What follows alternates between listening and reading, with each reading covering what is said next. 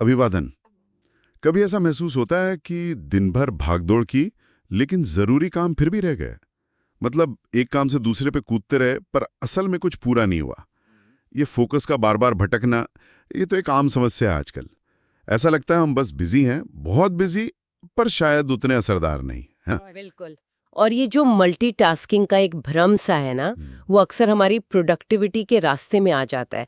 हम सोचते हैं एक साथ बहुत कुछ कर लेंगे, पर होता उल्टा है। सही बात है। ध्यान बढ़ जाता है, किसी चीज में गहराई नहीं आ पाती। हाँ, लेकिन देखिए, आज हम एक ऐसी तकनीक पर बात करेंगे जो इसमें मदद कर सकती है, समय और फोकस दोनों को साधने में। नाम है टाइम ब्लॉकिंग। टाइम ब्लॉकिंग, हाँ सुना है इसके बारे में। ये सुनने में तो सरल लगता है, पर है बड़ा पावरफुल तरीका अपने दिन को कंट्रोल करने का। चलिए इसको थोड़ा और समझते हैं। तो मतलब टाइम ब्लॉकिंग का सीधा सा मतलब है अपने दिन को छोटे छोटे हिस्सों में बांटना, ब्लॉक्स में।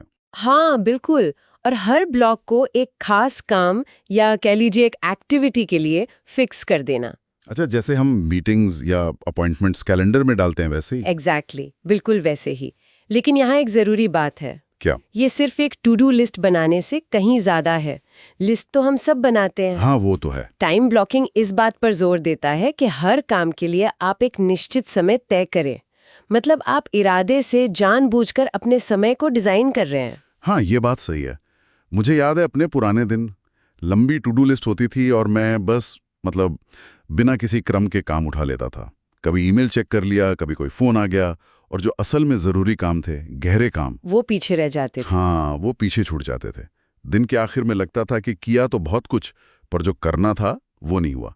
व्यस्त तो बहुत, पर असरदार बिल्कुल नहीं। इसके पीछे ना एक साइकोलॉजिकल वजह भी है।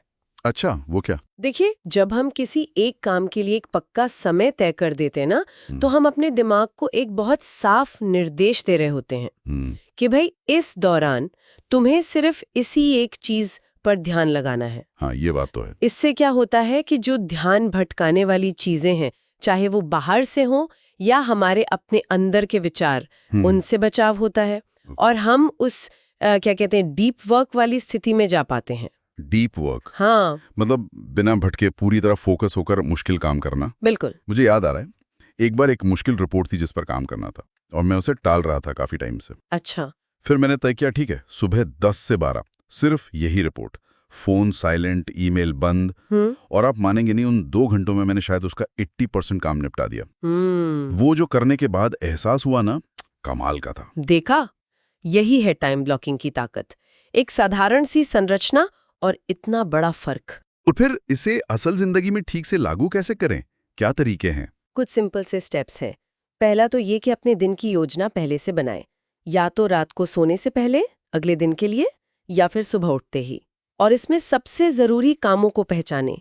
वो ईट द फ्रॉग वाला सिद्धांत सुना है? हाँ हाँ, सुना है। मतलब सबसे मुश्किल काम से सबसे पहले कर लो। बिल्कुल। तो उस सबसे मुश्किल काम को आप सुबह के पहले ब्लॉक में रख सकते हैं ताकि वो निपट जाए। ठीक है, पहला स्टेप हुआ प्लानिंग। और दूसरा? दूसरा है हर काम के लिए खास टाइम ब्लॉक तय करना। अपने कैलेंडर में, चाहे वो डिजिटल हो या कागज पर, हर काम का समय लिखिए। और सिर्फ काम का ही नहीं, ब्रेक का, लंच का, थोड़ा आराम करने का, इन सब का टाइम फिक्स करें। अच्छा, जैसे सुबह 9 से 10:30 डीप वर्क, फिर 10:30 से 10:45 ब्रेक, फिर 10:45 से 12 ईमेल वगैरह, इस तरह। हाँ बिल्कुल इसी तरह। शुरू में थोड़ा सा मतलब सख्त लग सकता है ये। हाँ, लग सकता है। लेकिन असल में ये आपको उस उलझन से बचाता है कि अब क्या करूं। आपको पता होता है कि अगले ब्लॉक में क्या करना है। सही बात है। ये सोचने की दिमागी मेहनत बच जाती है। तीसरा कदम क्या है? तीसरा, और शायद सबसे मुश्किल कदम, ब्लॉक के दौरान ध्यान भटकाने वाली चीजों को हटाना। ये मुश्किल है। हाँ, फोन को साइलेंट करना या बेहतर है दूर रख देना। कंप्यूटर पर गैर जरूरी टैब्स बंद करना। ये अनुशासन बहुत जरूरी है, खासकर डीप वर्क के लिए। आप चाहें तो अपने सहकर्मियों या क्लाइंट्स को भी बता सकते हैं कि आप किस समय फोकस्ड काम कर रहे होंगे और कब आप बात करने के लिए उपलब्ध होंगे। इससे उम्मीदें सेट हो जाती हैं। हाँ, कम्युनिकेशन जरूरी है। और एक और बात जो मेरे दिमाग में आ रही है, क्या हमें बिल्कुल पत्थर की लकीर की तरह इसे फॉलो करना है या थोड़ा लचीलापन भी जरूरी है? बहुत अच्छा पॉइंट है। लचीलापन जरूरी है। टाइम ब्लॉकिंग का मतलब रोबोट बन जाना नहीं है। जिंदगी है, अचानक चीजें आ जाती हैं, जरूरी काम आ जाते हैं। होता है ऐसा। तो अगर ऐसा कुछ हो तो अपने शेड्यूल को सोच समझ कर बदलें। ये नहीं कि ध्यान भटका और सब छोड़ दिया, बल्कि सचेत होकर जानबूझकर बदलाव करें। ठीक है, समझ गया।